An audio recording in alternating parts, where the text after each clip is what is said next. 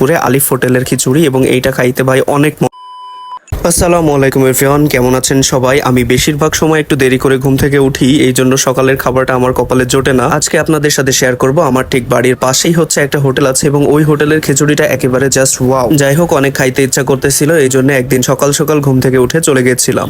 আর এইটা হচ্ছে আমাদের ছোট্ট একটা টিয়া পাখি। এই টিয়া পাখিটাকে অনেক ছোট অবস্থায় রিফাত কিনে এনেছিল এবং তারপরে থেকে পুষতে পুষতে দেখেন এত বড় হয়ে গেছে। এই টিয়া পাখিটা যখন রিফাত কিনে এনেছিল তখন এর গায়ে কয়েকটা পশম মাত্র ছিল, এখন হচ্ছে অনেক বড় হয়ে গেছে, এতই বড় হয়ে গেছে যে এই ছোট্ট খাঁচাটাই ওকে আর ধরানো যাচ্ছে না। যারা যারা এই ভিডিওটা দেখছেন তারা ওর জন্য সুন্দর একটা নাম সাজেস্ট করবেন, আমরা সেটাই রাখার চেষ্টা করব।